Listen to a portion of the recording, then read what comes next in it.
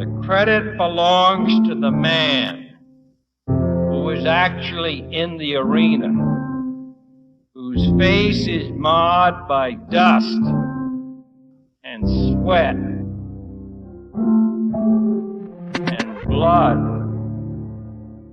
Hello, everyone, and welcome back to the Vitruvian Podcast. Today, I'm joined by Pat Moise. Pat is an extremely unique individual. Amongst many things, Pat is a master of detoxification, mindset, lifestyle, spiritual, and mystical training, and has spent over 15 years exploring the deep wisdom and gnosis of our universe, developing frameworks, methodologies, and technologies for navigating our reality and our lives. Today's conversation will be nothing short of transformational, and I personally hope to grow from it as much as anyone else listening. Pat, welcome to the show, brother. Thank you, Zach. That's a wonderful introduction. And it sounds a lot better than I spent 15 years cooped up in a big library, for sure. Yeah, it is funny how the path of knowledge tends to, regardless of how deep you're going or how intentional you are with your efforts, end up looking a lot of the same with the head in the books and the words of others. And that's definitely something I would like to circle into, is kind of the power of the written word. But as we discussed kind of before this call yesterday, we had quite the conversation, and it was just an incredible experience, and I'm grateful for the time that you gave me, and I'm excited to be able to share whatever comes of today's conversation with other people. And there's no better way, I think, to kick today's conversation off compared to yesterday's. As we talked about, I love to hear kind of the origin story of people's path to the world of, I call it self-mastery, call it self-actualization, self-development, whatever. But I find that there's kind of this typical path where you are going through life and then something happens in your life, whether it's a person, a book, a transformational event that makes you aware of maybe more that's going on, but certainly more of your potential and wanting to get the most out of yourself. So definitely open-ended, but I'm curious to hear a little bit about that origin story, and then we can go from there. Great. There's two major threads that were extremely foundational for how I became as an adult. And those two threads were my parents raising me Roman Catholic, taking me to church, very regularly. My dad used to take me to early morning masses, like during the weekdays, Latin mass and things like that, and instilled in me a deep faith, which I didn't necessarily accept, what they were telling me about things, but it put a curiosity in me to understand and learn about those things. And then when I was young, at the church that I went to, the priest that would come in sometimes and sub for the normal priest that was there, he molested and abused several of the kids there, including myself. And so this put a massive splinter in my brain about having this deep faith and feeling connected to God and wanting to be on a path to getting closer to God and understanding what God was and what his creation was and what I was inside of it, what that meant for me, but then also wanting to be as far away from that place as humanly possible, wanting to get away from all of the religiosity of everything. And so that was a splinter that I grappled with my entire life, 15 years into my 20s. And I'm at peace about everything now, but it certainly was a rocky journey grappling with that. So on the one hand, there's that aspect, and on the other hand, there was the fact that I was a kind of a brainy, nerdy sort of kid. I got picked on in school and all that. When I was young, my dad, in his wisdom, recognized that I would probably need to learn to defend myself as I got older. So he made sure I got enrolled at a jiu-jitsu school where they emphasized meditation. So we would have meditation, time at the beginning and end of our time together there. And I would go 2-3 times a week, sometimes 4 times a week. I'd go on Saturdays when just the black belts would be there, training their special stuff. And so I learned to meditate, and I was going to church, and I would find myself drifting off into what you could otherwise call meditations. And while I'm meditating, I'm hearing people talk about God and love and heaven and hell and angels and demons and Jesus and all this stuff. And so in a child's mind, I think a child's mind is very pure. And so I would just meditate on these concepts, and it was natural for me to do so. And that experience, what happened in those times when I was within myself, and that splinter of wanting to be close to God, but not feeling comfortable plugging into God or any type of spiritual reality around men, around like institutions of people, led me on a somewhat solitary path where I wandered in the woods. And that took me to many wonderful places and dangerous places and dark places and beautiful places. And I learned a lot from it. And I just treated everything that happened to me along the way of learning and growing, a lot of which was terrible and difficult and bad and traumatic and near-death experiences and all kinds of stuff.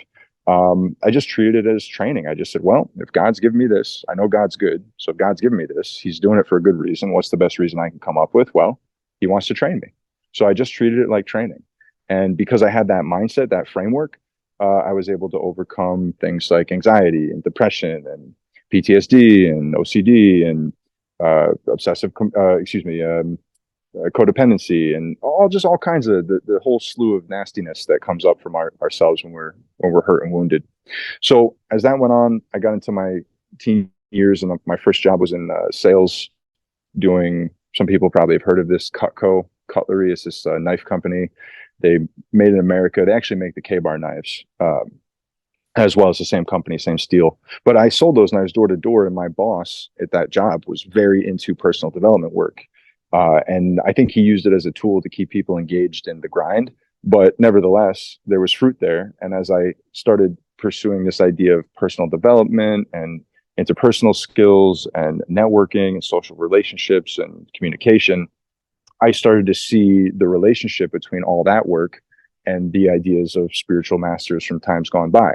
And so I've sought to always be an artist in that I'm not really necessarily creating anything original per se. What I'm doing is I'm trying to weave and synthesize things that I found to be powerful and helpful and useful. And so I just make collages out of other people's lives. And that's what I try and do in a way that's of service to others. So I'd say that's kind of a pretty good synopsis of how I got to this point in my life. Those are some major junctures. Yeah, I appreciate that. And of course, you shared some of that with me as well yesterday, and I want to definitely acknowledge and appreciate the candidness. I know obviously there's deep sensitivity with some of that stuff that went on, and I do want to kind of explore it to the degree with which you're comfortable. I know a lot of those experiences are really well integrated into the man that's talking to me today. So I do I'm want game for any of that. Yeah. I want to kind of explore, back when some of those events happened when you were very young, like how long was it before you externalized that kind of thing had happened? And did you kind of start seeking help outwards, or was it something that you kind of internally grappled with? And did you ever go into seeking, I guess, traditional Western therapies or modalities? Right. Yeah, it's a weird thing. I'm glad we're talking about it, because as I did internalize or externalize or integrate or whatever that part of my life, and I started sharing it with people close to me, and you would not believe how many people, when I shared this with them, they got emotional and said, "Me too." I mean, talk about a Me Too movement. Like, it was like I was in my own little personal Me Too movement where everybody I was sharing this with, and I'm talking about corporate VPs. I'm talking about, guys and girls alike. I'm talking about all sorts of characters that in the course of human conduct, you never assume had an experience like that, because, you might, I worked in a methadone clinic for a period of maybe a year and a half or so, with people grappling with substance abuse. And it was very common to find that they had been abused as children, sexually, certainly sexually, and obviously psychologically and emotionally.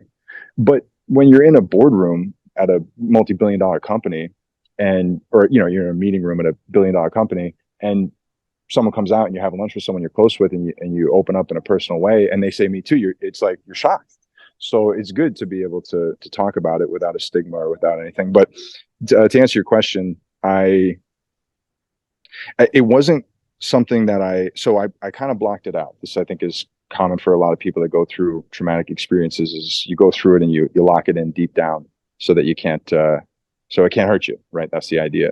But I used to say to people, family and friends, over the course of like 10 to 12 years, as I was grappling with all of these different aspects of my mind having difficulties in life, I used to say, I feel like there's something much deeper than just this or just that. And I used to say directly to several people in my life, I think I got molested when I was a kid. Like, I know this is crazy to say, like, I can't remember anything specific, but I feel like that happened. And I noticed two major things that drove me to focus more on it. about myself, which was I had some challenges in my intimate personal relationships relating to my comfort around sex. You know, I'm a good looking guy, handsome, you know, no complaints in any, way that you might raise, but I just had this tremendous discomfort around it, and I couldn't figure out why. It made no sense to me. And then as a result of that, I was unable to relate and connect with other people and with a high level of intimacy. And as a kid, being shown Playboys from older friends and stuff like that, that path led me down getting into pornography in a way that really was not aligned with anything else that I was doing, and I couldn't figure out like what was going on. It was a real conundrum, and I was like, what is going, like, why am I experiencing all these issues around sex and sexuality and intimate relationships and personal relationships? And so I was seeking help for many things. Like I said, anxiety, depression. I've been to regular therapists, and I've talked about this with a therapist I went to for other issues that were more of a familial nature, because there was a lot of other challenges with my family that I experienced that led me needing to kind of work through other things. And as I came to terms with it and realized what was going on, I did bring it up to someone, but he just said, Pat, you got a really strong constitution. You've put it in its place. You've dealt with it. I think you're good. I mean, I don't think you need to come and see me and talk about this every week. It wasn't like a situation like that. So I never did go down that road. But there was a major like moment where, I've been doing a lot of meditations and visualizations. And as you do certain spiritual work, you go deeper within yourself, and you're trying to really get to the root and the core of the things that you build a personality around to hide from yourself and to hide from others. And as you strip back those layers, you enter extremely vulnerable spaces, and things will start to come up. And so it had happened in several instances, other scenarios where things happened. And I was like, that's interesting. And then finally I was doing I guess you could call it a shamanic activity or practice to try and go back and see something. And it was just like this flash of the robe and the hand, like it was just a flash, like an instant. And I felt the most tremendous terror. And I mean, the emotions that came out of me in that moment, it took me like quite like weeks to like get back to a baseline. It rattled my cage so hard. And I went to someone who was not a traditional psychotherapist, but certainly someone skilled in the art of mental healing, mental therapeutics. And we talked about it, and he said, listen, you don't necessarily have to relive and re-experience that, re-traumatize yourself with that memory in order to integrate it and heal from it. Your mind has blocked it for a reason, to keep you safe. And I had this idea because, like I said, the terrible and difficult things that happened to me, I treated as training. So I was always willing for more. I never prayed to have the bad things stop. I never prayed for things to get easier. I used to pray. I would go in the shower as a kid and pray, say, well, God, I'm praying for more then. If this is what you're giving me, I assume it's good for me. So give me even more. And so that was like a really big moment for me when I realized, it doesn't always have to be the hard way. Like sometimes you can have grace. Sometimes it can be gentle. Sometimes it can be love. And, forgiving myself for the way in which I conducted myself, navigating the healing process for that was a difficult step, because there was a serious issue around self-love and self-identity that, even still to this day, something will happen and my instincts might be to move in a certain frame.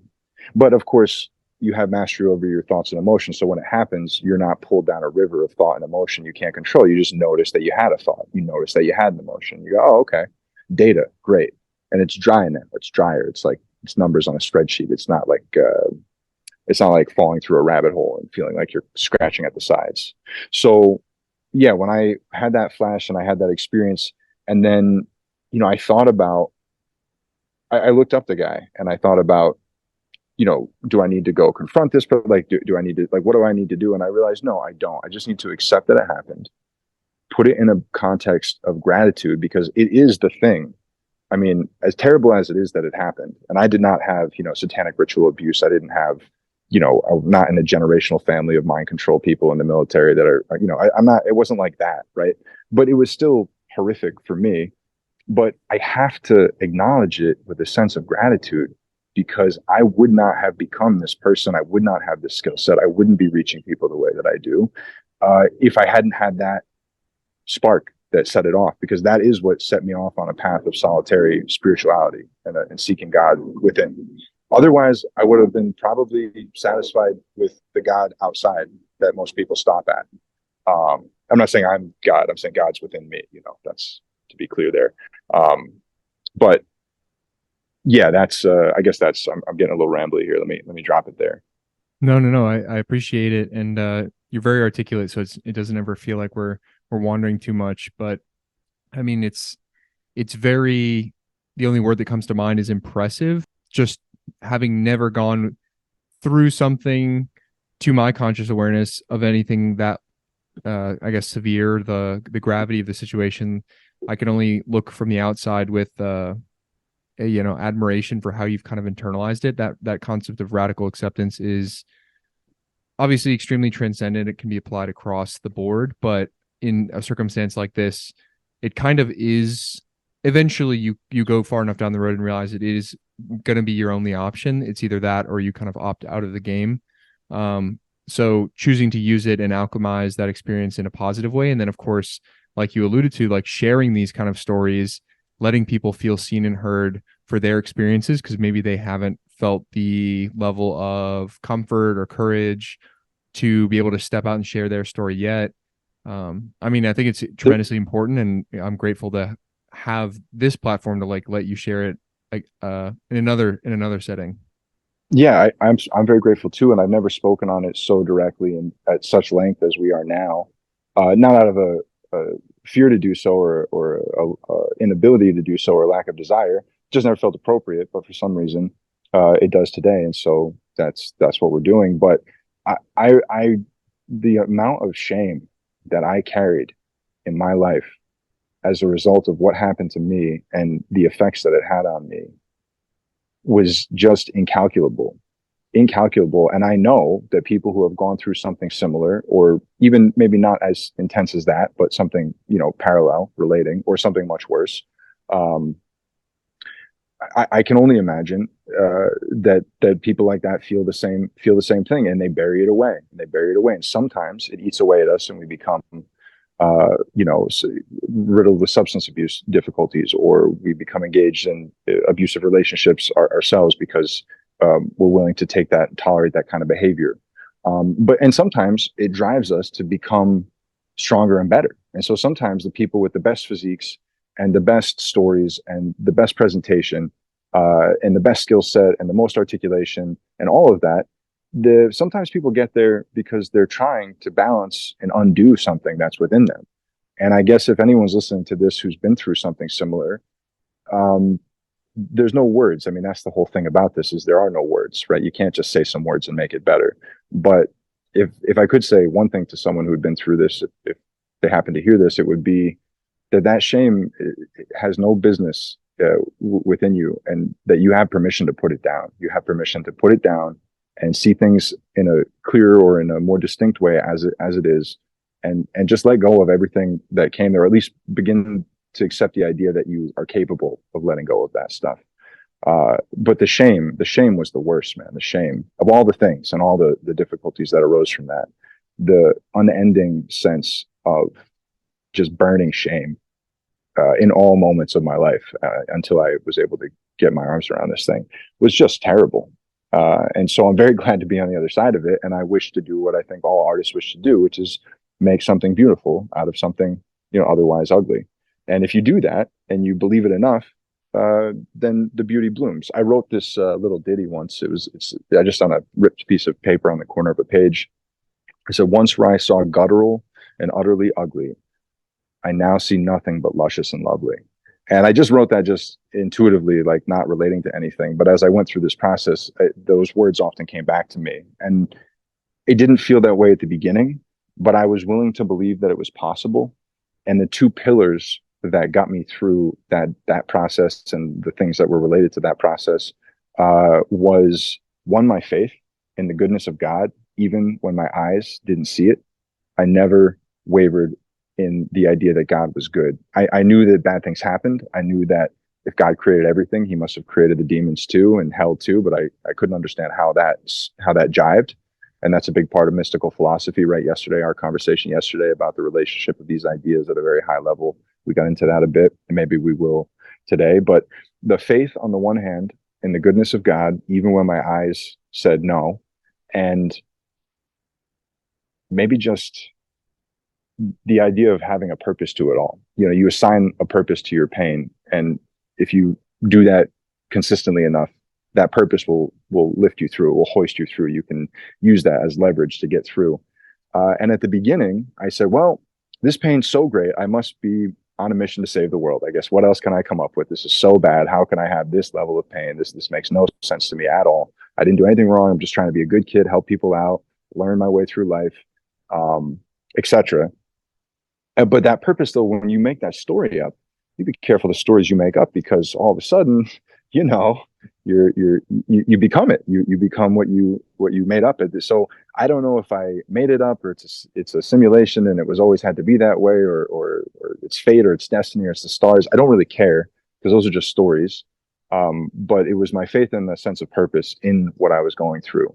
And I think anyone grappling with something like this, or any type of difficult situation, those are the things to practice building up in the face of the tide of the emotions and the thoughts and the difficulties and the negative things and the bad things happening. In the face of it all, to just try and keep putting sandbags up of faith and purpose, and just keep building that wall. And if you just don't stop, it'll happen. You just have to be willing not to quit. That's it. Man, that a lot of power in what you just said, and it is really fascinating. I think there's something unique about the human animal. It seems to be very common. Many people have said it in different ways, but we are meaning-making machines. Like, you can take even a very simple person, a young child, people at all stages, all creeds, all races, levels of education, but it seems to be unanimous amongst all of recorded history. Like, you go back to what we understand as quote unquote primitive man, and they were still making cave art and telling stories that seem to have no necessarily practical application, but just for the sake of the story. And in the internal world, the individual experience, it is kind of whether unconscious or conscious, you are kind of constantly co-creating that story, telling yourself about the meaning.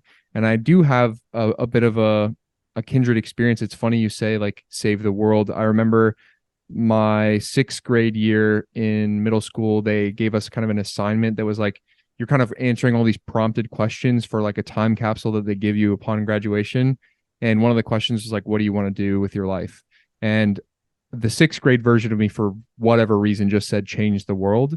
And it's really, it's funny and maybe like very self-aggrandizing, but it is interesting how there's always, at least for myself, like, I've felt like there was going to be a bigger thing, and the external was extremely unclear. I mean, you just kind of go and you guess and check, right? You start studying things, you pick a major at college, you switch that major at college, you take a job, and then, like we kind of talked about, when I was describing kind of what I'm doing now to you with the Vitruvian and everything, like, at some point it feels like it was given to me, and now I do feel like I'm operating with that, maybe call it purpose with a capital P, or what could be this ordained path. And again, that might be really hard to stomach for the listener. I definitely am aware enough to know that may sound very whatever. It is not. It doesn't. You don't even have to. It doesn't. Yeah, and I don't mean to speak your truth. Yeah, I don't mean to self couch on my own podcast too much. I don't want to like kind of underwrite the feelings that I experience. However, I only say that because I know a younger version of myself was a bit more on the cynical side. And I think it is hard for people that haven't experienced kind of these levels of experience that we're describing to really internalize that they're possible. But I do think it's important to tell the story as a note for you can find yours too. Whatever that purpose or meaning is for you, whether it comes from, like you were alluding to, a pretty dark and gruesome experience, or just what many people feel, which is kind of a wandering sense of, I don't know exactly what it's going to look like for me. I don't know where I'm supposed to be at. I feel like a sense of directionlessness, a sense of purposelessness. So I'm just going to choose kind of a low friction path with X job or X college or X whatever.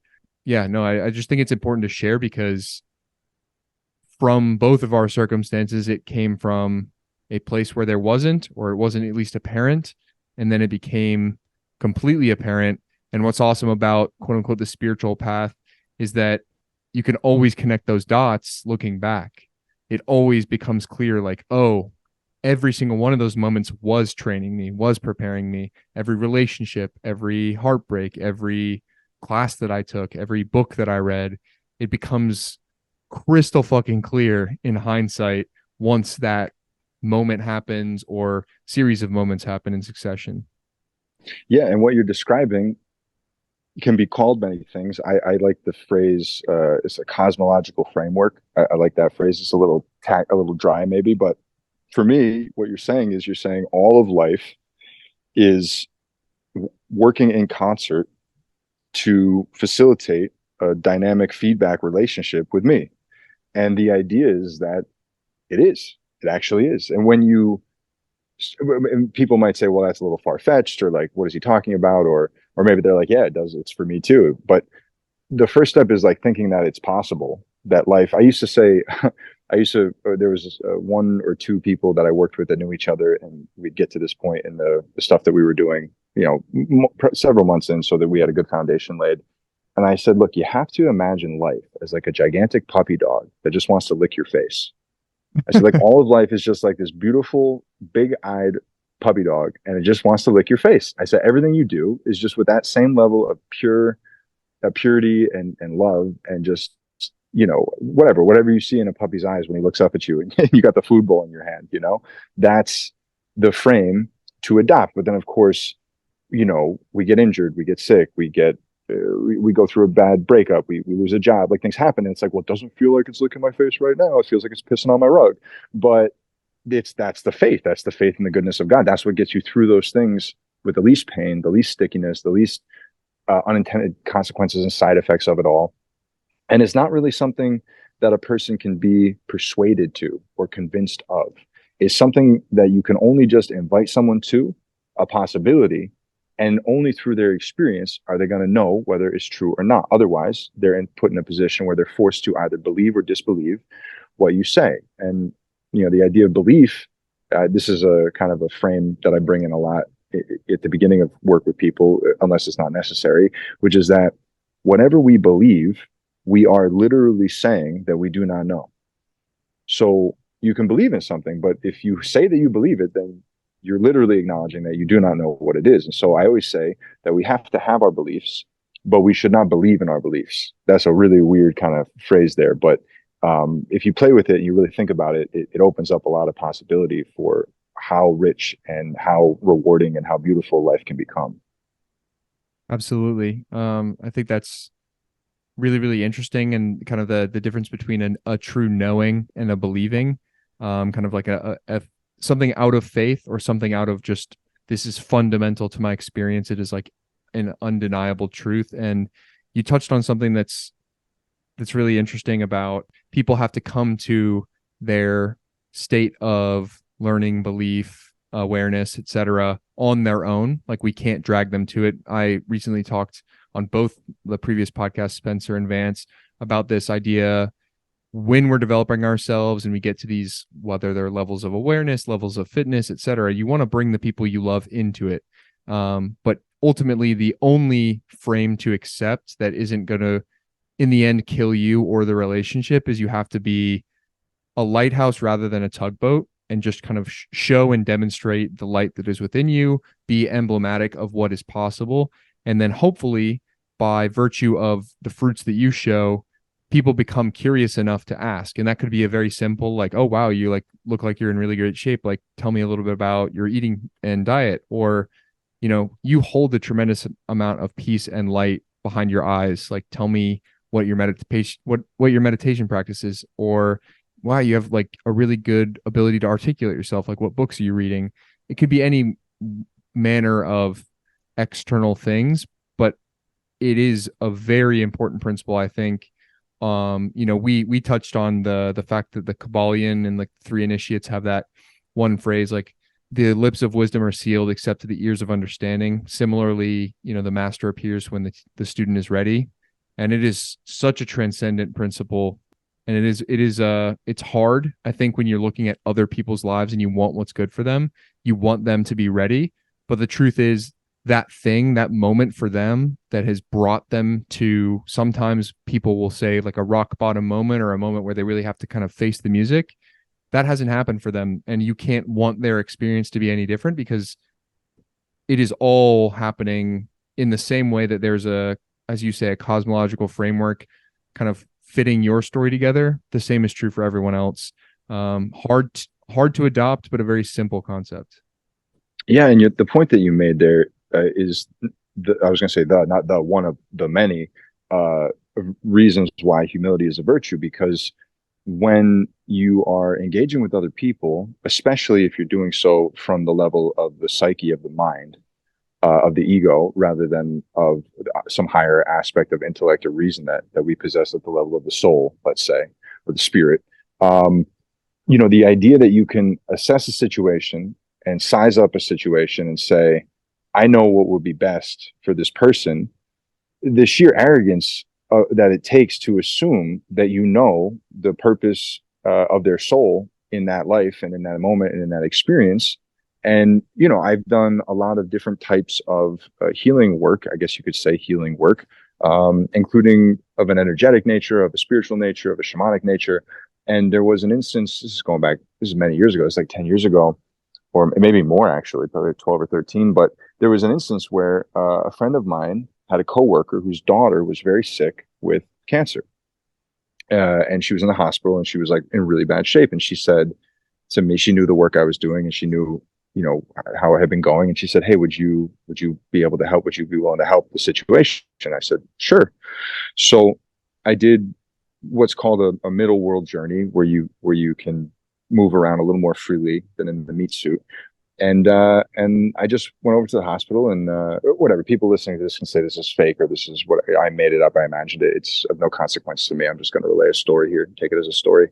And I went over to the hospital and I, had coffee, so to speak, proverbially, with this little girl who was suffering with cancer. And I said to her, hey, can I help you out? Can I do something here to help? And, like for permission, like I was asking for permission, for consent, because you can't inflict a healing. And she said no. And I was so blown away. Not like, no, you can't do it because you're not capable, but like, no, I don't want it, and I was like, what do you mean no? And she said, well, listen, I'm here for my parents. Like I'm just here for them. Like they were here for me last time. I'm here for them this time. So the situation that has been created because of me being where I'm at is forcing them to go through something that their souls wanted to experience, is basically, in so many words, what I took from that. And I came back and I was like really flabbergasted. And that's when I realized, like, that's when the phrase came to me, like, you cannot inflict a healing on someone, whether it's psychologically or mentally or nutritionally or emotionally or spiritually. And that takes a great amount of humility to put yourself in the position where you're like, I just don't know what's best. So in the work that I do, the fruit of that one experience is that in the work that I do now, I'm much more interested in working with people who want ideas, frameworks, systems, modes, models, tools, techniques, education, support, motivation, than I am in people who want easy buttons and outcomes.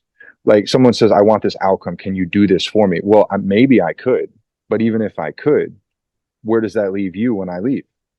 So my goal is to provide the support around developing the skills that someone can own for life and rendering myself obsolete to their mind as quickly as possible. And if I do a good job, they should eclipse me in some way, shape, or form down the line. Like they should eclipse me by a wide margin because they get to stand on my shoulders, just as I stood on the shoulders of other people that I've eclipsed in what I do. And that's what a real teacher should want. That's what a true teacher should be after, not creating a lot of students, but creating a lot of teachers. Or a leader should not be seeking to create a lot of followers. They should be seeking to create a lot of leaders, right? This is the principle. And it's a spiritual principle, but of course it's also relevant in psychology and in networking and in business. But it's a good thing that you said that. It's a good point that you made.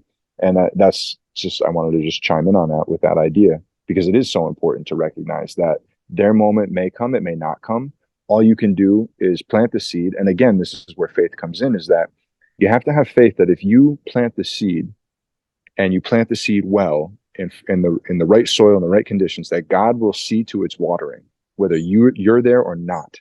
You are not necessary to have that seed watered. You are not the water can holder. God is the water can holder. You are the seed sower, and that is different. And that takes a lot of humility, because, we want to make ourselves the center of the movie. And in some ways you have to. I'm not one of those, oh, get rid of your ego kind of guys. I think, no, we should have an ego. It should be robust and strong, but we should also temper it with humility and an acknowledgement of how much we don't know, and an acknowledgement of our limitations. So that way we can learn more from other people who have other skills. Yeah, absolutely. I love what you talked about with the teacher, truly letting the student eventually transcend their station. It calls to mind two kind of historical examples, one in the spiritual and one maybe more in the concrete. Obviously there's kind of the aesthetic element to what I talk about with the Vitruvian Man, this period of Renaissance history. Amongst those great masters in the Renaissance, there were essentially kind of students and their schools kind of co-creating these pieces, and the idea being that you start out, and when you first join and you're an apprentice, you're just kind of sweeping the floors, you're gathering the paints, you're moving the rough marble, but at some point you start to create the base sketches that the master can then use, and then eventually you're painting maybe the landscape of the main piece, and then eventually potentially painting the piece alongside the master, and eventually you become a master and maybe can open your own studio.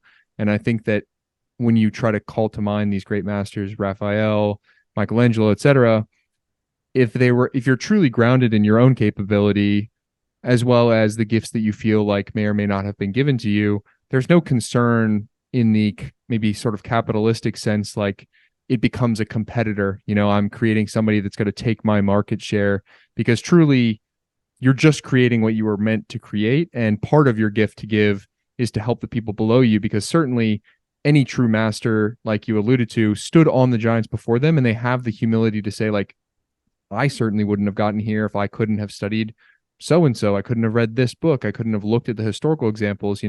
We are in the internet age, and the unbelievable abundance of information, like, I have so much gratitude for. It's something that's actually given me a lot of grace for looking at like my parents and my parents' generation, for whether it be health, whether it be showing up in parental roles or healing childhood trauma. I think our generation throws a lot of flack at, like, how could you not have broken the wheel of all these traumas? But the truth is, like, our parents didn't have the best therapists in the world making 60-second TikTok reels with unbelievable poignance and transformational information that you can get in an instant. For them to get to the level of mastery, or even the information, they would have had to scour libraries, visit professionals, potentially pay for consultations and stuff. So it's allowed me to have a lot of grace. And then of course the second example, so I can close the thought loop that I opened, is Jesus talking about making fishers of men. Obviously a tremendous profundity coming from Christ and the Christ figure, but it's of course ends up being just such a simple but beautiful example of giving people the skills, the frameworks, the tools, so that they feel empowered. And it is almost like you're giving them a sense of self, because they can actually help themselves out of the hole. Nobody wants to be told how to fix something or kind of backpacked. Maybe on an ego level, it's like, yeah, it'd be nice if you could click a button, take all my problems away. But it is in the becoming of solving your own problems that you become more powerful. You get the skills, the hardships, the learnings that then is the point of experience, right? Like you'd be stealing the experience from them if you were to circumvent the necessary effort that it takes to get to whatever the outcome is. These and greater you shall do. These and greater you shall do. There's no better exemplifying the essence of a true teacher than that idea that, first there's the faith in the student that you're going, not you might do, you could do, you should do, no, you will do, greater than this. and the idea of recognizing that position. I mean, that phrase can be interpreted in many ways, or that statement can be interpreted in many ways. So we're not here to have a theological debate or anything, or prickle people's hairs, but I've always thought about that line so I was a teacher, so I was an educator for many years. That was my regular job. I taught colleges, pre-K, middle schools, learning centers. I tutored privately, so I have a whole background in that. And as a teacher, the amount of responsibility that you are carrying when the well-being, not just of a student's academic success, but their social and if you're doing it right, social and interpersonal, it's the entire future of their life. You have an opportunity to literally transform a life before it gets messy by simple ideas, simple seeds that you plant. And so, yeah, there's no better model of a teacher to my mind than Jesus. So yeah, I'm with that. Absolutely. And it is kind of unfortunate that we find ourselves, at least in the modern West, where there has been so much, and this could be, like the powers that be, or it could just be a product of the times where, science has kind of stepped in as our new God, where you bring in words like God and like Jesus. And I know we talked about this yesterday, but attachment to the words becomes very emotional. And so people, when they hear the word Jesus, may no longer associate things like love, presence, teaching, innocence, harmony, humility, awe. right? Yeah, right. all of these things. And it becomes, whatever it's purported to be, bigotry, closed-mindedness, many of those similar types of things, condemnation even, and it's unfortunate because it's missing the point on unbelievable multiple planes, but even on just a practical plane, like if we want to take it's just a pretty powerful book with a lot of good lessons in it. Like if you just want to go the very simple route, you're missing the metaphors, you're missing the story, you're missing what is the point of any great book, is lessons for us to learn from. And it is kind of tragic in that sense, because I think, like you said, Jesus is such an exemplar of what we can strive to be like in or outside of religion. Like I'm not, and neither are you, according to what you've told me, a self-declared Christian, but I think it is fair game to live a life striving to be more like Christ. It seems like a pretty good framework. Yeah, actually, I'm working with someone right now who fell into that trap of like throwing out the baby with the bathwater, if you will. And there's plenty of bathwater to be thrown out. I mean, let's be real. There's no shortage of things to criticize in the way that institutional religion has developed at all. But there's also a baby there too, little baby Jesus hanging out. We don't want to be, you know what I'm saying? But yeah, and so in that context, like sometimes when I work with people who have very fundamentalist ideologies and they are very much in the frame of believing in their beliefs, I feel that it's to be responsible in the way I conduct myself with the clients and the people I work with, is to try and break that frame up a little bit. Not try and take their faith away from God or Jesus, or take them from their church, or God forbid, no, nothing like that. But just on an inner psychological level, to soften the mental grip on something so tightly. Like if it's true, it's true. It's okay. You said it, you believe it, you got it, you're good. But like make room that you don't know 100% of it all. I said, another friend of mine that we talk about these matters. He's very Christian oriented, extremely so. And I always bring up like, hey man, how many years of his life like do you not know about? I'm like, so how can you assume to know everything that was done and wasn't done and said and wasn't said? I'm not saying that he went to India and studied with the yogic masters and learned the yogic sciences and activated his prana and chi and whatever. I mean, maybe, why not? He could have, if he wanted to. Who are we to say that he shouldn't or he couldn't or it's not allowed? That's preposterous notion. But just as preposterous as saying he definitely must have done it. Like we don't know what happened in that time of his life, but he's the most powerful mystical guy in all of creation ever. To assume that he just was like hanging out on a rock for 20 some years, I don't know, it just doesn't jive with me. I'm not filling that blank in, but I think it's interesting. But at the same time, the person that I was referencing at first threw the baby out with the bathwater to some degree. And this person, in conversations, I said, maybe you just need Jesus. I said, maybe you need to be thinking about Jesus a little bit more, honestly, as at least as a starting point. I'm not saying like, oh, your soul's been damned, you don't believe in Jesus. That's not my style. That's not my style. So, but at the same time, like, you have to have even foundations need foundations, and like that's a great one. That's the best one, maybe we can say, but certainly a great one. Even people who are agnostic would acknowledge, if you live in accordance with the example that was set, that's a person we in society would look up to and would admire for the way they live. And yeah, people, human beings have distorted it so badly. Sometimes I look around, I'm like, how did we get here? Like, how it was so clean and tight. It was tight and right. How are we here now? But again, this is the idea about the goodness of God, and that's where the faith comes in. Is that, I tell people, live like the people who believe Jesus is coming back, and have this framework, which I'm not saying I don't have also, but I'm saying the people who are like really ideologically super holding tight on that, and they get very uncomfortable when I make the suggestion. Some of them stick with me, and some will fall off, but that's okay. I say, listen, why don't you live as if that guy that you believe in sent you an email and said, hey, I got something else on my calendar that day and I can't make it. I need you to fill in for me.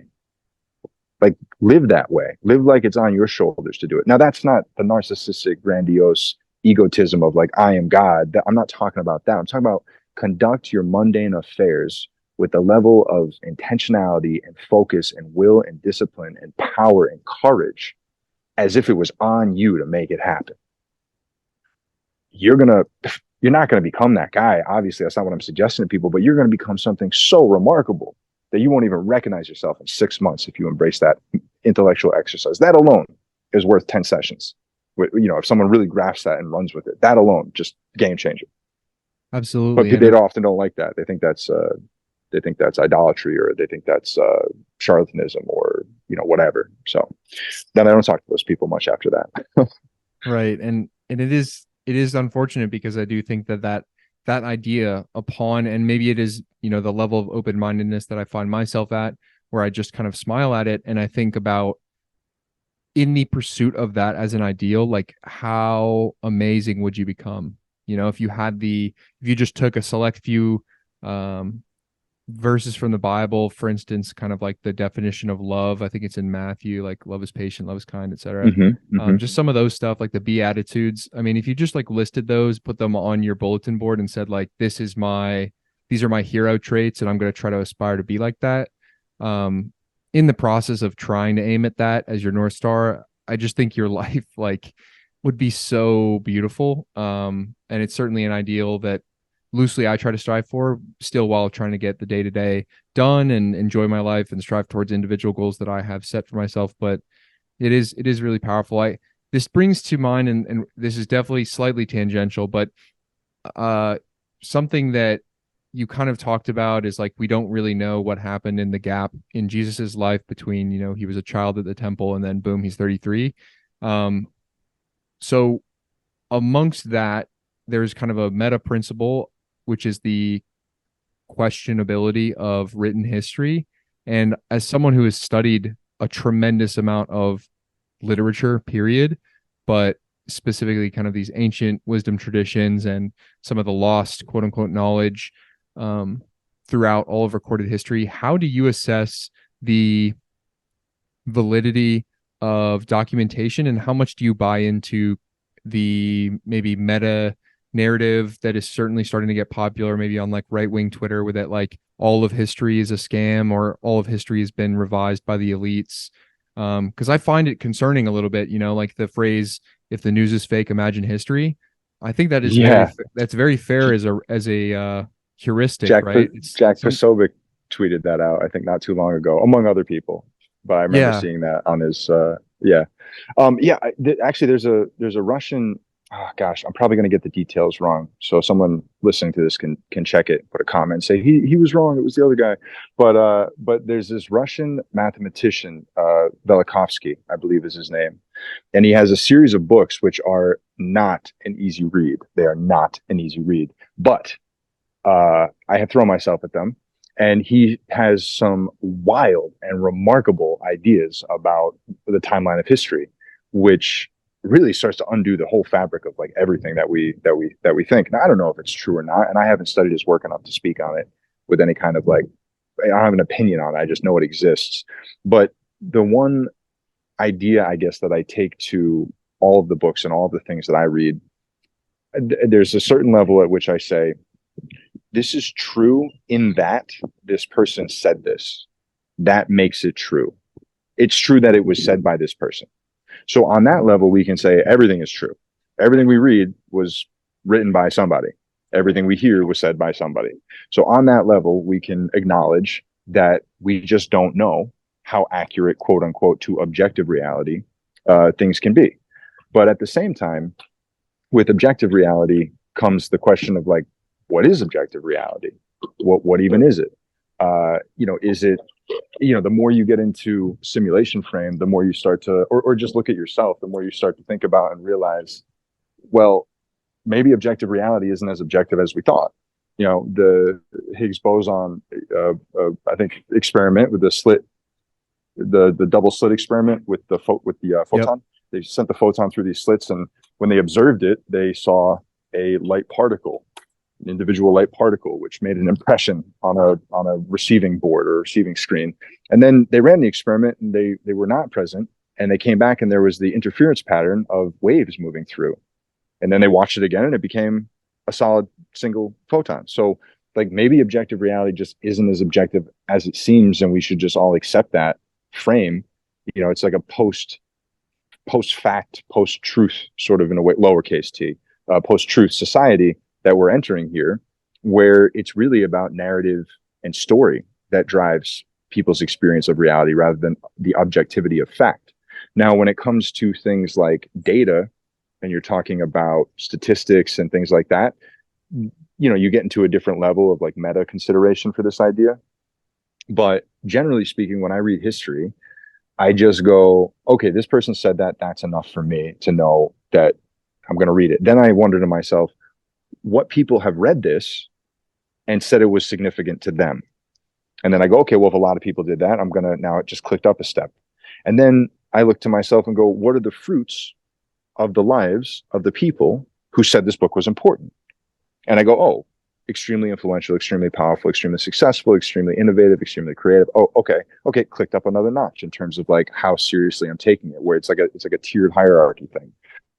And so you get a coagulation of materials from diverse sources. That's the key, is to be as diverse as possible with this kind of an approach.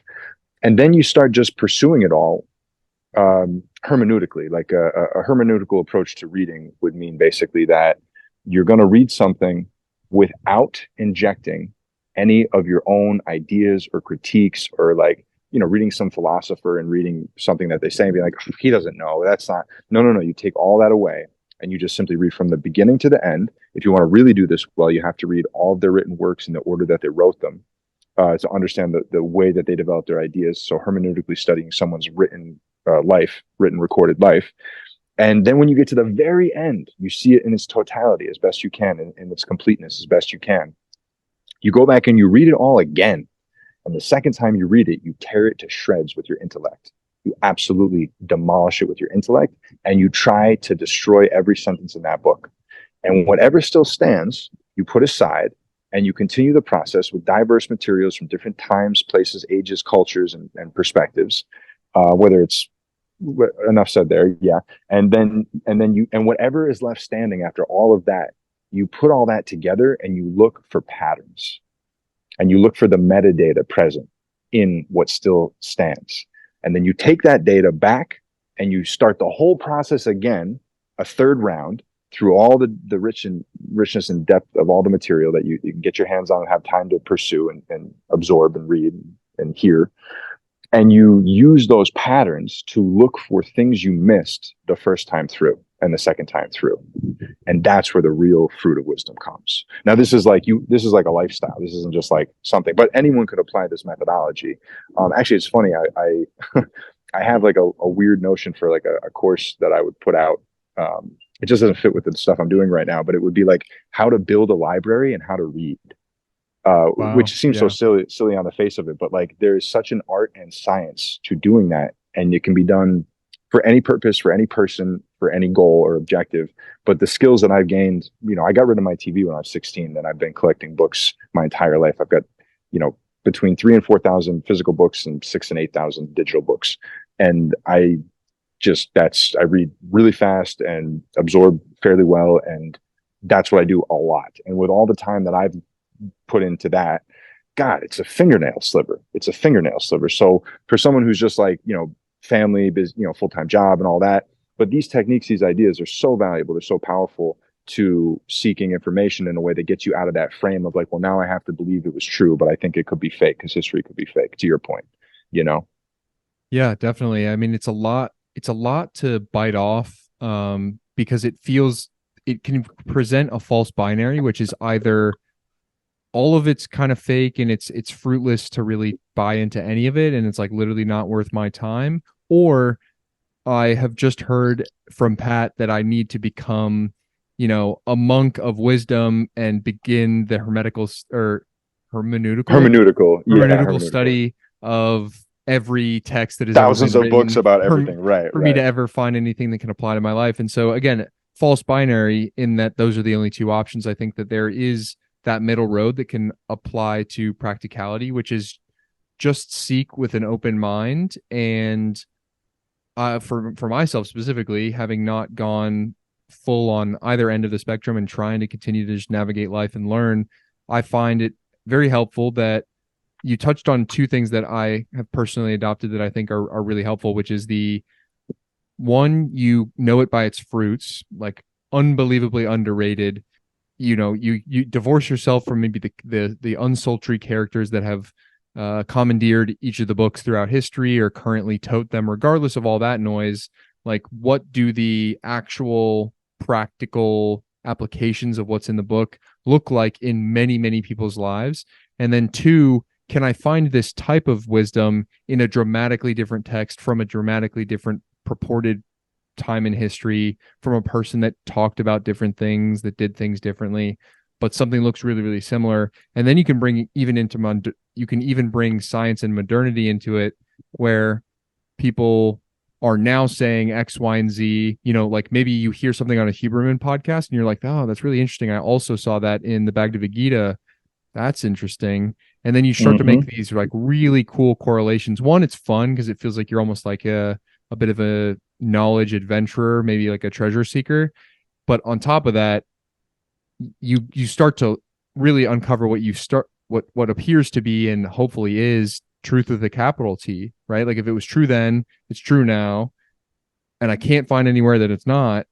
Maybe that is just true. And outside of the kind of metaphysical discussion, which you very tactfully touched on and then kept moving, which is the nature of reality itself, right? Like that's its own kind of metaphysical rabbit hole that can be something to fall into. But without getting very schizo and saying like, well, what even is measurable reality? Like how much of this is real anyway?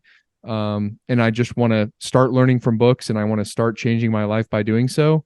Those are really, really helpful frameworks. I like the way that you put those. Thank you. And I would just add one last note about that, which is imagine taking that framework and that approach to seeking knowledge and using something like a ChatGPT engine to do it, right? How much more? And I'm so busy with the work that I'm doing, I have not yet had time to do that, but hopefully in the next like 3 to 4 months, I'm going to carve a week or two out and spend some time with someone who's quite skilled he was very early in with the machine learning stuff and all that, and see if I can take all of my books and put them into all the text from all the books that I have and put them into one thing and start querying different things, because you could multiply what you can do so fast. I mean, I'm of two minds as far as the ChatGPT thing goes, and or just the whole technology in general. It's happening, so it is what it is. And in a way, it doesn't matter what I think about it, it's happening. But I think, human beings, this is a little tangent here, but I think human beings, technology doesn't have the ability to truly ameliorate the root of our problems. It only can pacify the symptoms. And just like with physical health, if you take away a symptom, without addressing the root, then the root will express in a different way at a different time, and likely worse. And so the potential for, first of all, the amount of disruption that we're going to experience as a result of this technology is going to be phenomenal. Obviously, probably unlike anything. I mean, certainly unlike anything anyone can even imagine. I would think within the next like 3 to 5 years, or maybe even less than that, more. But the danger is that we're going to get so good at addressing the symptoms that people are going to lose sight of the fact that there's a whole inner world that needs to be dealt with. And so that's why I talk about what I do as a technology and as a technological system and a technological approach, because it is, and it needs to be valued and seen on par with the powerful technologies we're developing in laboratories across the world. Because if we don't, boy, that's not a good road to go down. And probably what will happen is you'll have futurists and technologists who will, link up and sync up with all this tech, and you'll have people who pursue the inner tech that is available to us as it has always been, which can deliver, as good or better results as all of this external tech. And there'll be these two like factions, and people, I think, will by and large be shuffled into one group or the other as these factions get more established. And there'll probably be some in the middle who, pivot both ways and merge them all. It's going to be a brave new world, though. That's for sure. That is for sure. Absolutely. It's really very fascinating and almost slightly affirming that you have come to the theory or potential future conclusion that there is going to be some sort of schism where there's almost like a kind of divorce from external technology and a return to, call it traditionalism, call it, the idea of like building a commune, going to the farm and just like living the good life. And then the Amen. alternative of, right, exactly. And then the alternative of, let's really merge with the machines, transhumanist, like the elitist regime, et cetera. And so like there's kind of this dystopic option, this utopic option, but there's almost going to be two camps and they will simultaneously coexist. And then the middle percentile of the bell curve will just plug into the feed tube machine and just kind of unconsciously receive pleasure. So it's interesting. I mean, it's all kind of theorizing it, what will be the future, but I think what you talked about at the very beginning of that is why it's very important that thinkers and specifically kind of philosophical and ethical discussion is happening around the decision making for technology, because up and until this point, technology just, somebody makes a mistake, accidentally happens upon some piece of tech. And I'm not talking about the internal tech, I'm talking about external tech, whether it's the steam engine or AI. And let's pivot back to that point, though, about accidentally stumbling onto an inner tech thing too. If we can come back to that when you finish. Yes, absolutely. All I'm getting to say is that I think it's important that we have, and I love this idea, and I've kind of internally romanticized this idea of like the philosopher king, where we need leadership to be actually having, a similar sort of conversation like we're having, and it's not unique to us, right? Like neither of us are special with any sort of capital S sense, but we are actually thinking about it. And what's funny is anytime the AI conversation comes up amongst, people in my circle, like this is generally a concern that people have at some sort of level. And not everyone can dance intellectually the same way. They can't use the big fancy words. That's fine. But as far as the people who would be making the policies, it shouldn't, in my eyes, or the conversation must be informed by some of the philosophical and ethical implications, because otherwise we do what we've always done in history, where it's like, oh, new tech, let's just keep it rolling. Like, boom, how can we monetize it? Let's keep going. Like the only thing historically that we've arrived at and then retreated from and just agreed not to use again is the nuclear weapon. And we don't have to go into the schizo rabbit hole. Like, did it not happen? Yeah, that's okay. Yeah, well, yeah. Assuming the bombs did exist, we have not returned to them since. And that's the only example. Everything else is just we keep it moving. And so the worry is that AI is kind of almost like an unconscious implementation. And I think that's where it's quote unquote dangerous. Yeah. And I was having this conversation with someone last night about, it was in relationship to UBI, to universal basic income. And it was all whole like socio-political like track that we were on. But I made the point in that conversation which was not kind of caught or picked up on. So we didn't go down that road, but it was interesting to think about that. If you, this person said likely, you're going to have corporations with siloed AIs that they feed their data into and they're doing all their stuff. I'm like, right. But if, so let's just play this out. That happens. And then there's like, larger ones that are like more for the regular people, for the masses that everybody's plugged into. But with the amount of intelligence that's capable there, if there's a way that these systems can actually change themselves physically from within themselves by like heating things up and cooling things down or changing speeds of things to create different frequencies within the machine and then use that to create a different sort of like code that can be presented within the machine. I mean, I don't know what's possible. I'm just saying if there's a way that those things can all become linked up and then you have like the central nerve of it, you basically have an entity which is able to absorb, when I say all, it's not like literally all, but like all of the data of reality into itself, synthesize it in a way beyond our comprehension, and exert a will back into that reality. I'm like, that kind of sounds like God lowercase g to me, And then we haven't even touched the spiritual idea that there's like spiritual entities with consciousness and form that in otherworldly form that may be able to integrate with physical forms, certainly with humans, but who's to say not with other things that exist in electromagnetic frequencies and bands and waves and etc. And then you plug that stuff together. I mean, it gets like real dicey, real quick, real sci-fi. And I'm not an alarmist, and I feel comfortable waking up each day and just going, okay, today's a good day. But I don't know, man, pretty dicey stuff, bro. Pretty dicey stuff. Yeah, it is funny. I mean, I love the reading aspect of it all because like you kind of alluded to the Brave New World, like reading dystopic books, it seems by the day.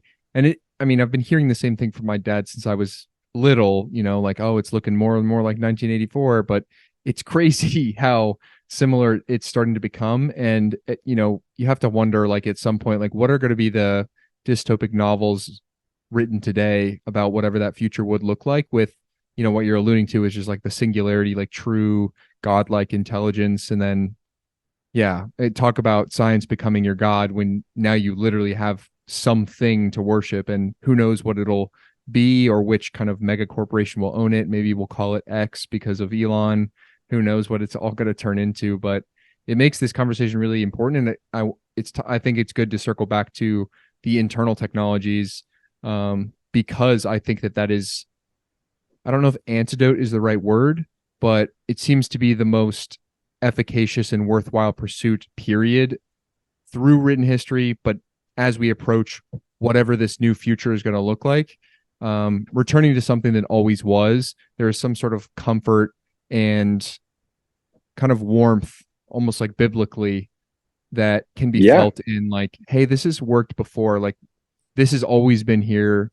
It's likely to always be there in the future. And that, to me, gives me a tremendous amount of security. And, all of my podcast, all of the work that I do is about that internal world to maybe a lesser degree than the work that you do. But I think that even on like a very Jordan Peterson, make your bed kind of way, coming back and grounding it and couching it in something that like, all right, how do I wake up and say, I'm happy to be awake today? That internal world is I think, the answer. Absolutely. Absolutely. I agree wholeheartedly. And, we don't have the power or the means to stop these forces of nature which have been unleashed into society and into the world. The only thing we can do is master the force of nature within ourselves that we are, and do that in a way that not only inspires others to pursue like paths in their own lives, but also networks and connects, the relatively small amount of people who are on that path, and make sure that, if one of us is going to punch, we should all punch, and we should all punch in the same direction, because that's a whole different thing. I mean, I'm willing to bet there's 5 or 6 people with no particular credentials or expertise or roles in government or politics or anything like that, or corporations, but just regular people just existing in the world that know each other. And if they all had a conversation and said, let's punch here, they could make something massive happen on a global scale. And I bet that happens with lots of different groups all the time, and they're all competing for the the lead for the chariot, the reins on the chariot, so to speak, and where we're going. And so to enter that world, or to try and play at that level, is we can say certainly audacious. It is an absolutely audacious notion that just because you exist, that you should have that level of anything going on in your life. But you know what?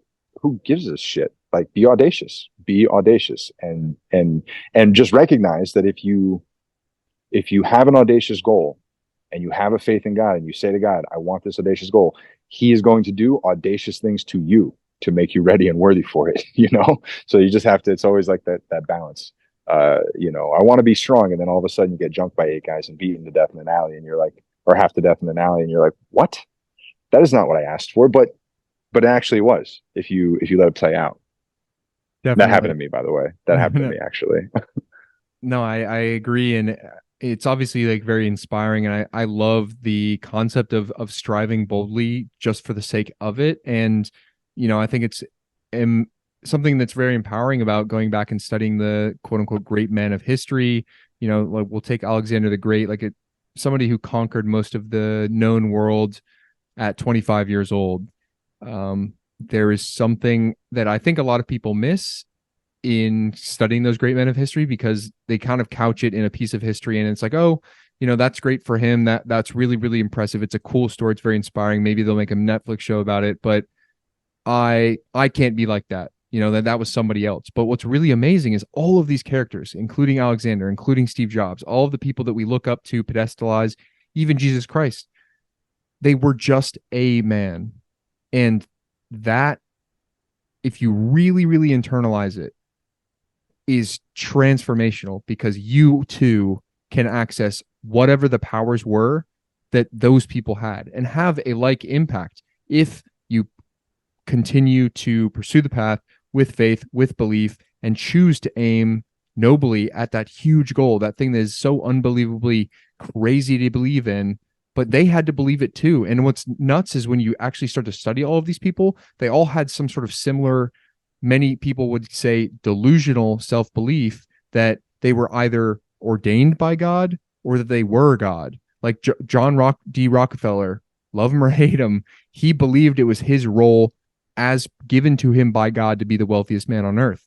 And at one point in his lifetime, he was that guy. Alexander thought he was literally God, and it was his job to conquer Earth.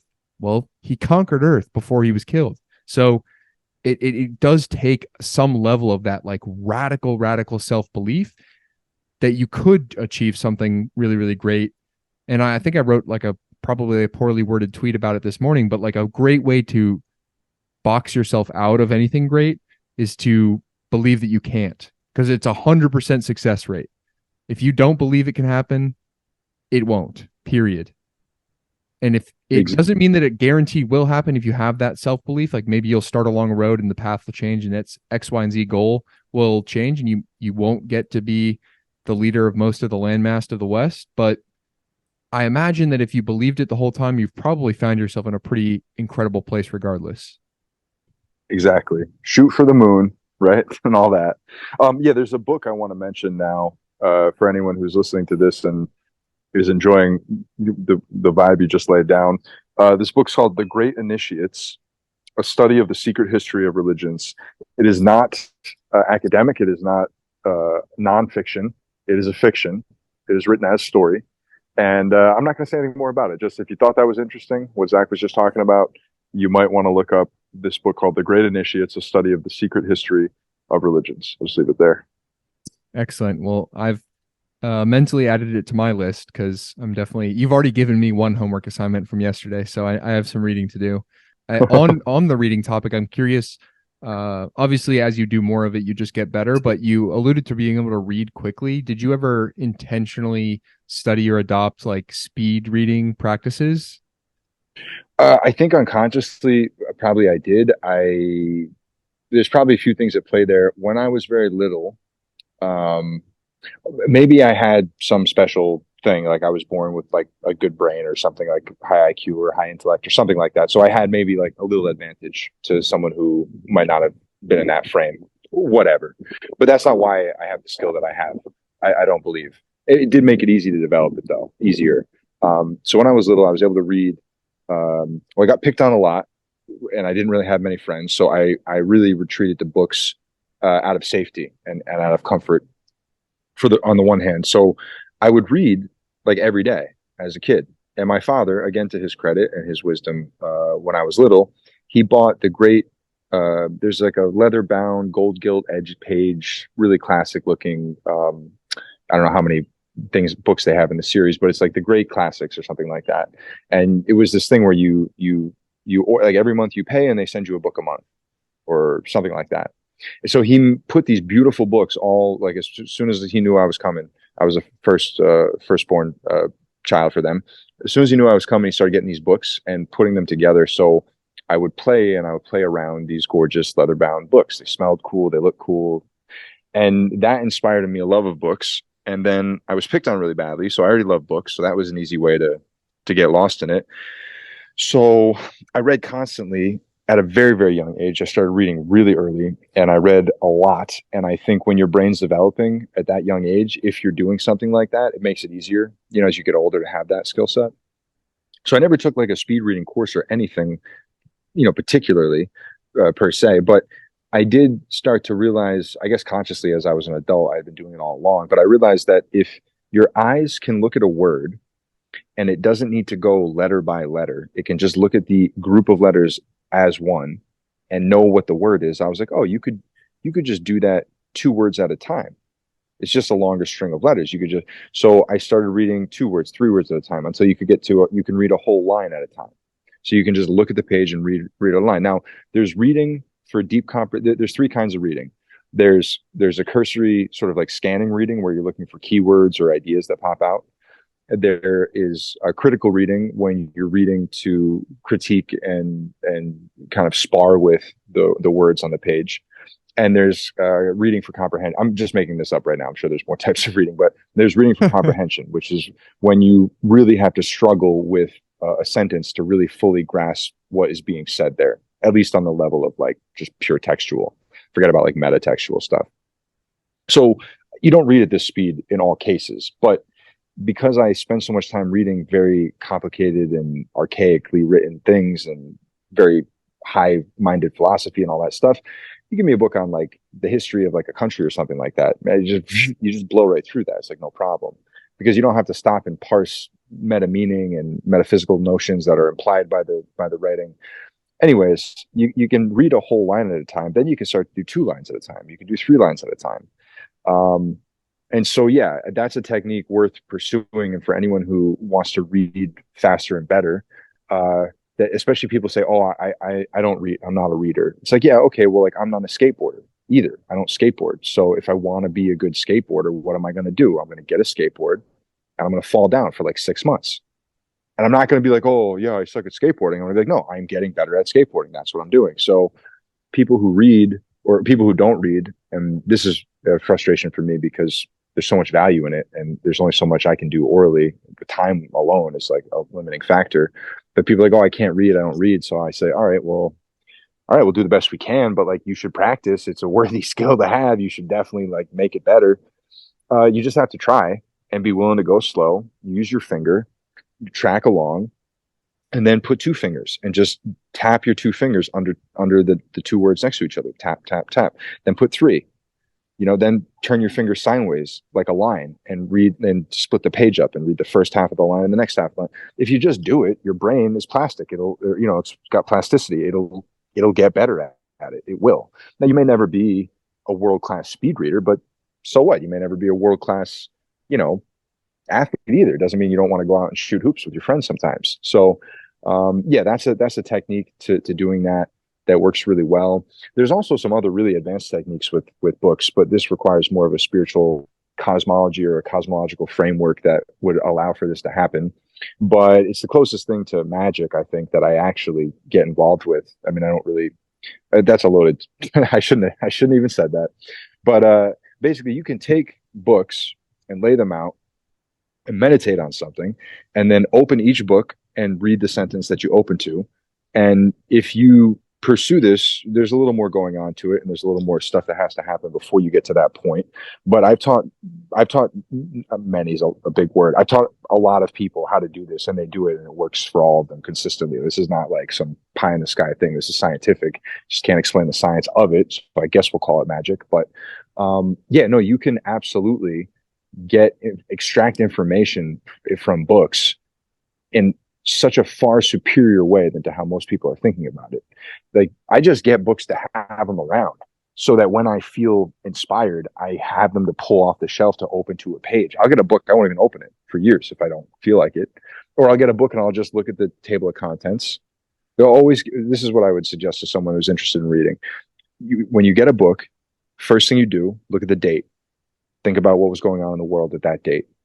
Second thing you do, get a general slight biographical notion of the author, understand their framework, their perspective, their cosmology, their limitations, their whatever.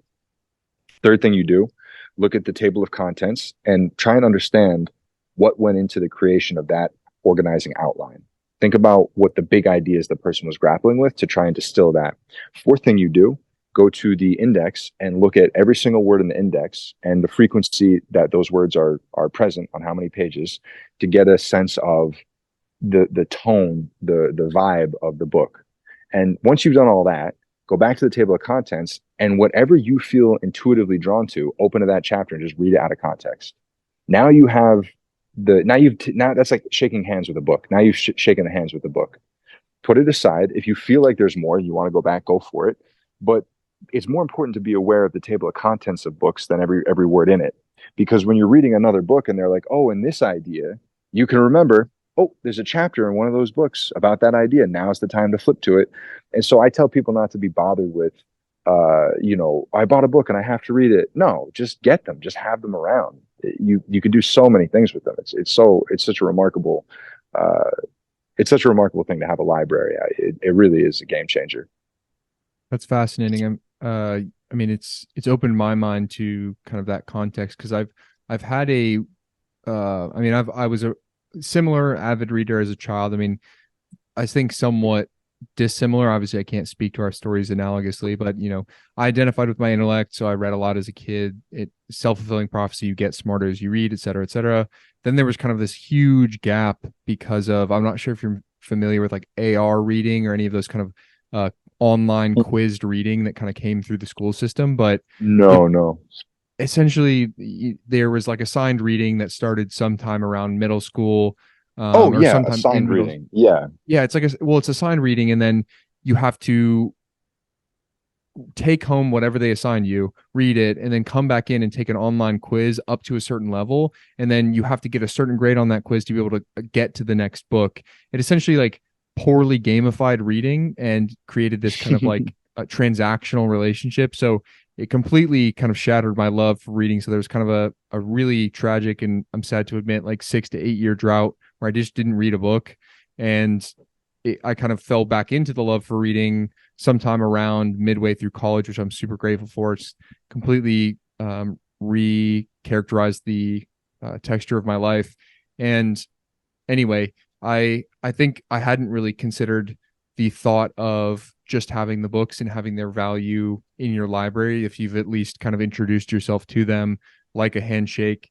Because I kind of came from an environment like downstairs in my childhood home, there is a massive library, like wall to ceiling books that my dad has collected over, all of our lives. And I was always critical of that because he's read, I don't know the last time he read a book. He just keeps buying them on Amazon. And so I was like, well, I'm going to be the guy who actually reads the books that he owns so that I can have, like, one, learn from them, but two, not just like mentally masturbate at the concept of purchasing more and more books. But I do like the idea of like acquainting yourself with them and then having them be almost like a friend group, or it's a friend group. That's exactly it. This like Rolodex that you can kind of call upon, like a chamber of experts in their field. Because it is really like a relationship precisely with a person that wrote in the past. And that was, it's weird that it's come naturally more full circle, because right at the very beginning of this, we talked about the written word and books and specific And I think there is something strangely transcendent about the written word. And it's why I hope that before my time is called, that I feel like regardless of what I do with my life and how proficient I get at the spoken word and how big this podcast gets and all of these other things, I think if you really want to have an impact, like a dent on history, you have to write a book. Like there seems to be no other medium that is so durable to time. Mm-hmm. Mm-hmm. I agree. And I think before we go further down that track, which I'd like to, I want to just add a few more technical things because there might be people listening to this who are really into books or really into reading. And I don't know, this information is only useful if you apply it. That's why on my website, it says mastery through application. That's a nod that was on the business card of one of my mentors. And he said, or I don't know if he said this or I said this, somebody said, and I like how it sounds, that knowledge is not the aim of education. Action is the aim of education. So you're not just acquiring to acquire, you're acquiring so that you can take right action in the world, right? According to the situations you find yourself in. But to the point about the techniques of building libraries and all this kind of thing, another thing that's really, really valuable to do, this is kind of a two-parter. So you may find yourself already with a random assortment of books. Put them all together. That's very important. Keep them in the same place so that you can see them all at once. And when you do that, try and categorize the books by area, field, subject, topic, theme, something like this. And you'll find that there will oftentimes be a straggler, one book that doesn't fit in any of the categories. That's now a theme that you're going to develop a shelf around. And so then you start to really crystallize that, okay, I have all these sections to my library. And then you start to look at the metadata of like what's between these sections. So like what goes in between history and psychology, philosophy, or whatever you decide, right? So then you're like, oh, okay, I need a philosophy section. Cool. Well, what should I start with? Well, you go to bookstores, libraries have sales. You can get used books on Amazon. You can get books for like $2-3 a piece. Things that you'd have to spend, $40 on brand new, $30 on brand new. Who cares if it's damaged? Just get it to have it for the energy, for the idea that it's holding a place, holding a space. And as you do this, inevitably you'll have to, then this is the second part, is you have to be willing to like take all your books off the shelves and rearrange your library and reorganize it. And as you do, you're finding out, you're getting some feedback from the process of doing an exercise like that, that's informing you of what you're intellectually pursuing and what's actually important to you right now. And so when I have books about, sound healing and chakras, and I put those books on the same shelf, but then I start to develop Vedic traditions and Indo-Aryan wisdom, from the East. And then I decide, the chakras actually don't belong to the sound healing because that's more contemporary stuff, that those books are contemporary. Chakras are actually ancient technology, ancient science. That has to go back with the Vedic stuff. And then I go, but what's the yogic philosophies that underpin the understanding of that? And this is how you let it inform you as far as what you need to get to supplement and fill out sections. And as you're doing that and the sections get broader, then this is like a more advanced thing that can happen is there'll be an author or a book that you'll be like, wow, that one is just amazing. And then you go, I'm so impressed by that one book. Now I've got a personal interest in the individual who wrote it. And then you go, I want their collected works. I want every book they ever wrote. And then you get that. And then you start to get into their life and their ideas. And then in reading those books, you find out what books they read. Because it's in those books where they'll say, just casual throwaway sentence in a chapter. They'll say, these ideas I learned from this book. And of course, that book's from the 1800s and it's out of print and you can find a beat up PDF online somewhere. So that's how you start to really flesh out a library in a powerful way. It's not just wider laterally, it's deeper. And it's deeper into history. It's deeper into individuals' lives. And that gives you an ability to speak on things and speak on individuals and speak on ideas. Certainly, maybe not mastery, but certainly with a high level of expertise, because you just own that material front and back, up and down, left and right. So those are some useful further ideas about cultivating a library, working with books, reading, and how to pursue knowledge, I think. Yeah, extremely helpful. And it's all really interesting context, obviously, to hear from someone who has taken more time than most, if not every person, definitely that I met. It does lead me to a question. This is kind of directed more at you rather than a philosophical or framework way.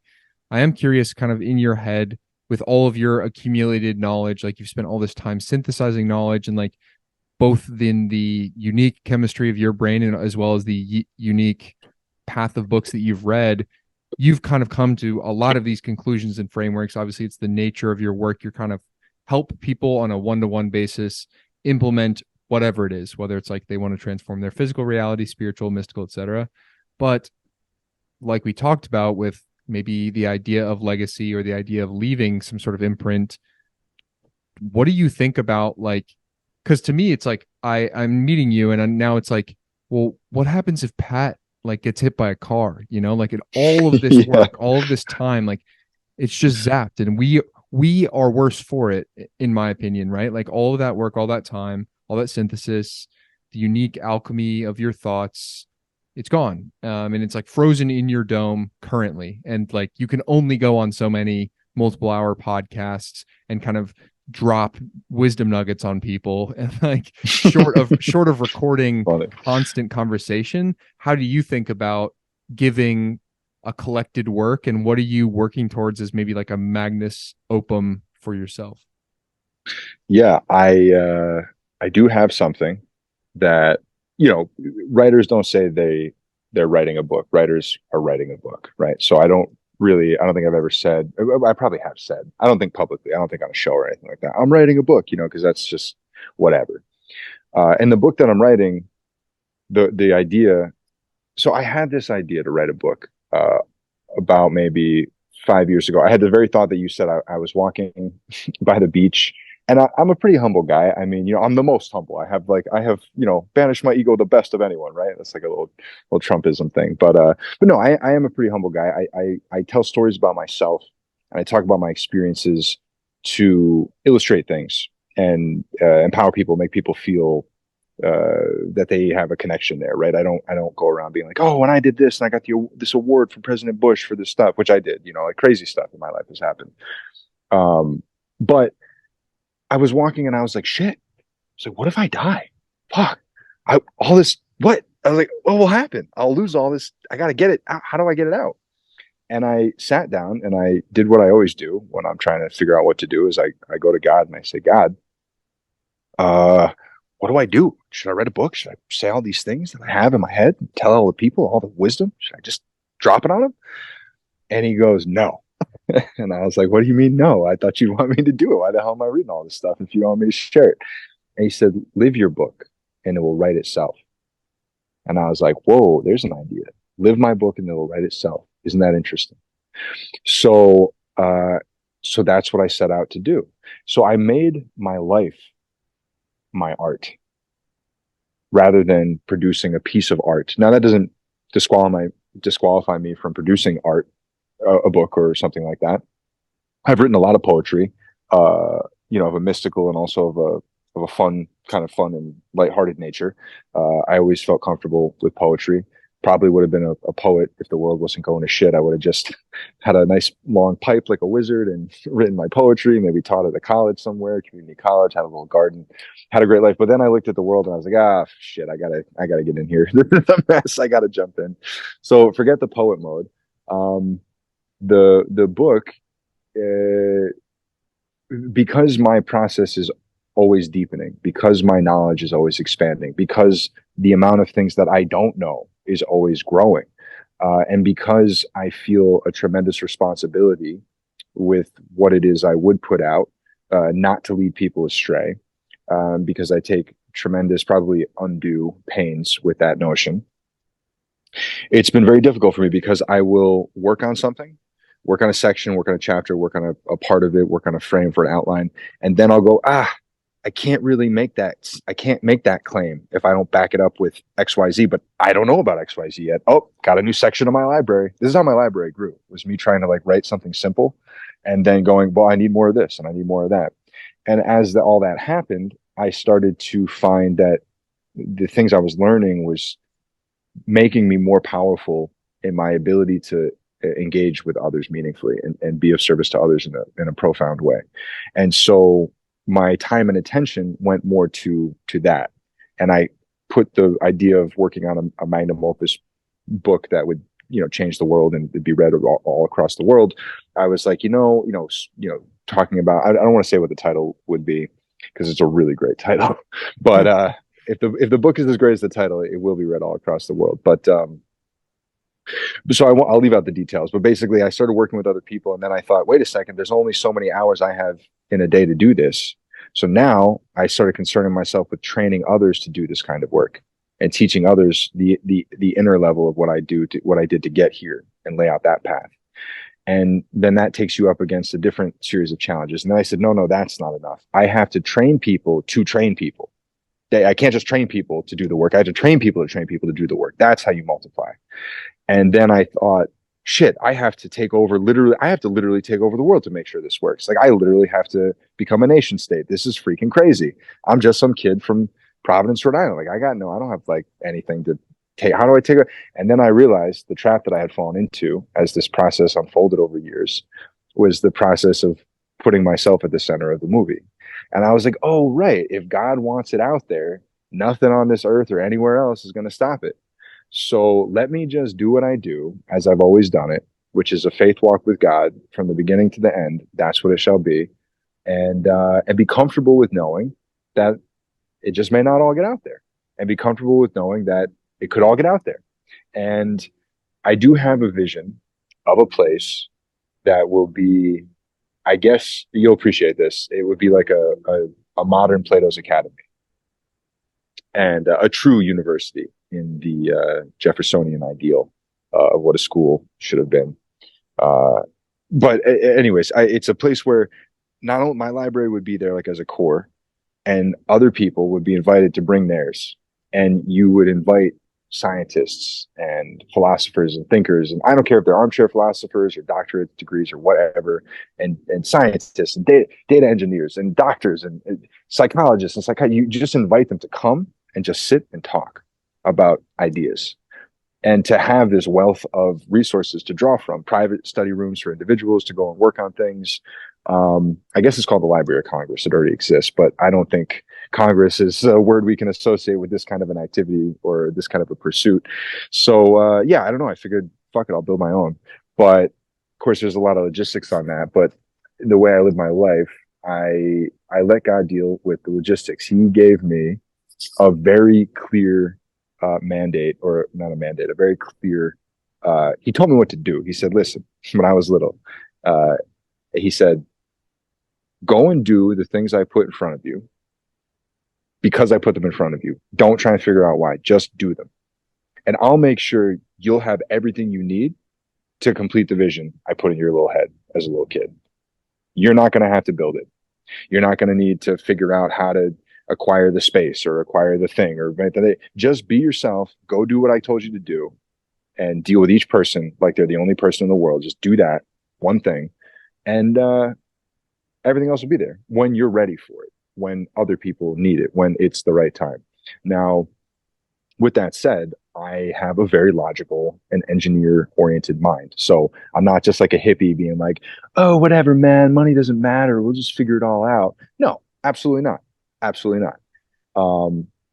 But I just leave room for God to do the heavy lift. I always kind of saw it as a whole bunch of networks of people that were loosely affiliated or not affiliated or didn't realize that there was affiliations across the networks, and that they would just keep everybody just trying to be righteous and do their thing and return and all that stuff.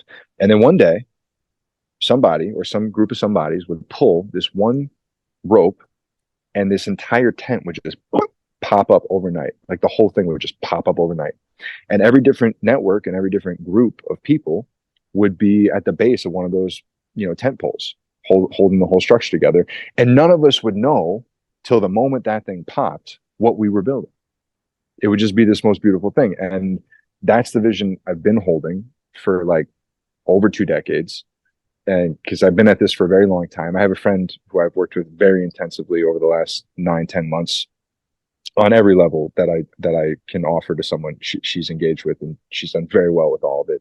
And she's having some serious major breakthroughs in the spiritual mode right now, which is really gratifying to see what's happening for her.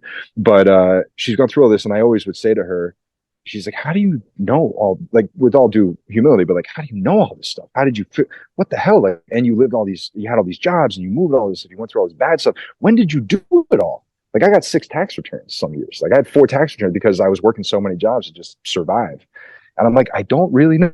I don't really know. But I said, I've just been working on it for a really long time. And I pulled out this box with these folders year by year, going back to like 2002, 2003, with the blueprint draft of the shit that I'm doing today, like word for word, just not as sophisticated, not as nice.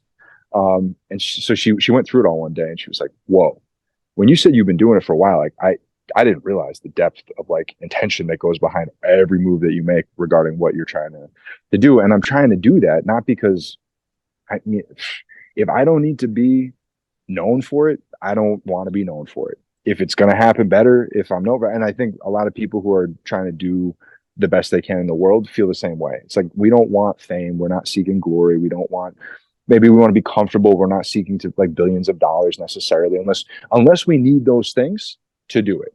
Then give it right now. I'll take it.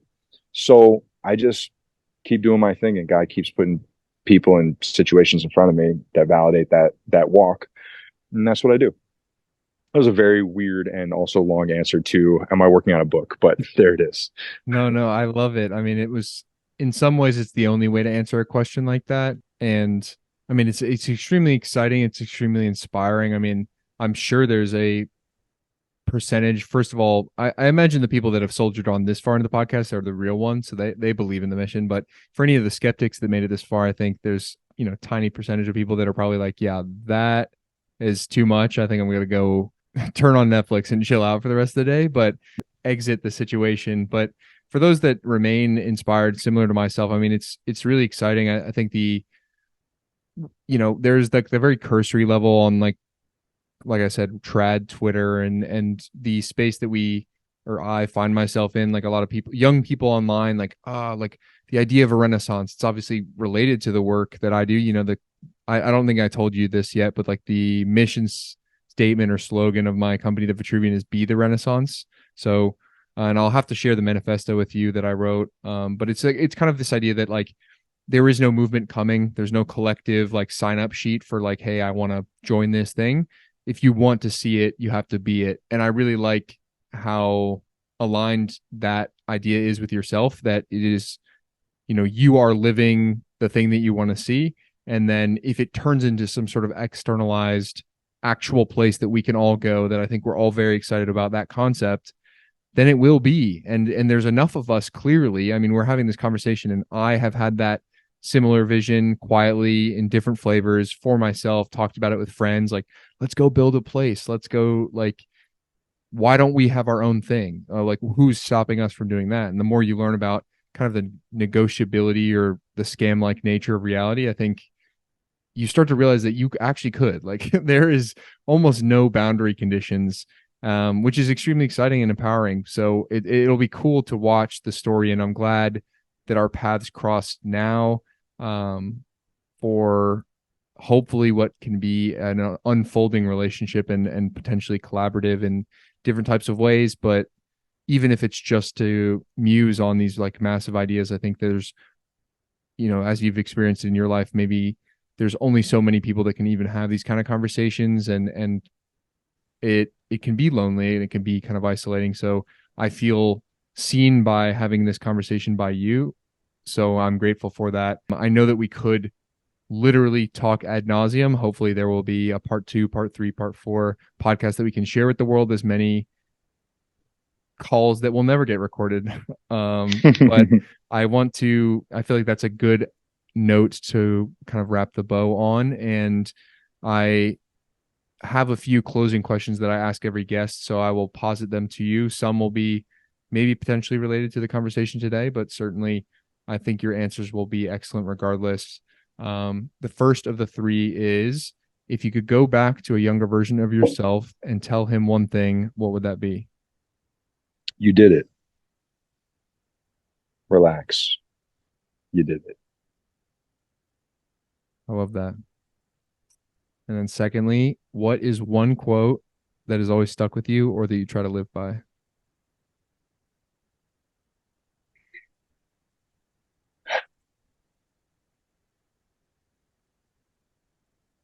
It's a quote of a poem, so that's all right. What are cells but galaxies unto themselves, and galaxies but cells to something else? What are we but actors on a stage, acting like it's all not just a game? If you don't mind, what is the reference? Oh, where's it from? Yeah. Oh, I mean, I guess that was a weird way to answer that question. I technically wrote that, but I didn't come up with it. So I'd say God's the author of that one. The only way you could have answered that, of course. I love that.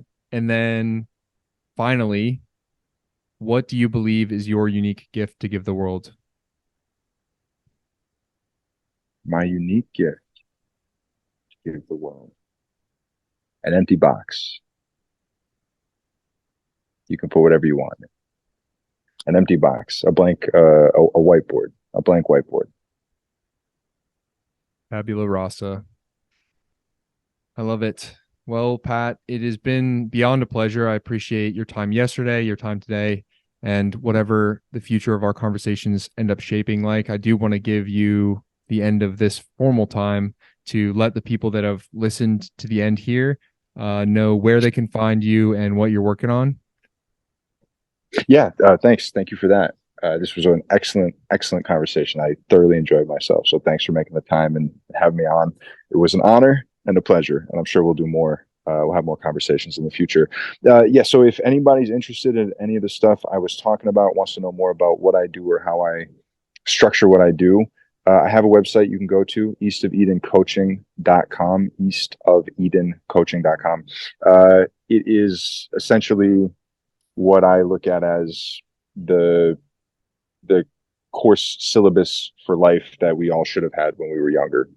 And so that's there. I do one-on-one coaching with everyone from people who are terminally ill and don't feel like they have any other options for their health, people who are at an extremely high level of athleticism and want to gain even further edges, people who have gone through negative experiences, people who are already at an elite level and want to go further, people pursuing mystical or spiritual studies or wisdom or paths that they want some context for and want some structure around and want to make sure they're safe in the pursuit of those things, and many things in between all that.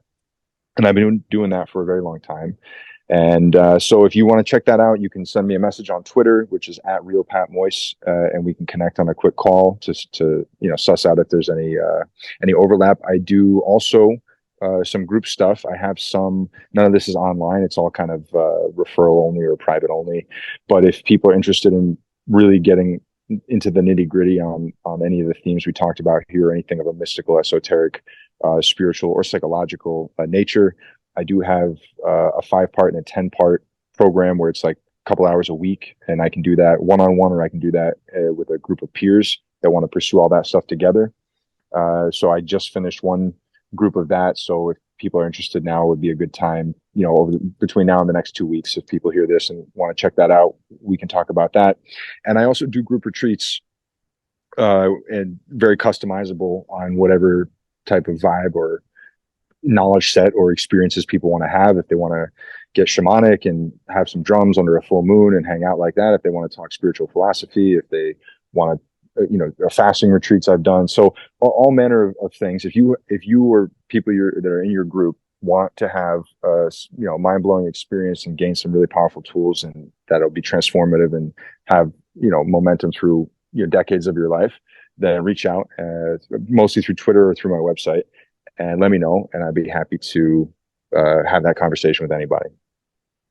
I love it, brother. I'll make sure that all of your information is in the show notes for anyone who wants to see it. Obviously, you'll probably see us discussing on our respective platforms the release of this episode. Obviously, if you found the episode, you're listening on Spotify, Apple, or YouTube, which you can continue to listen in the future. Follow myself at ZDSCHENKN on Instagram and Twitter.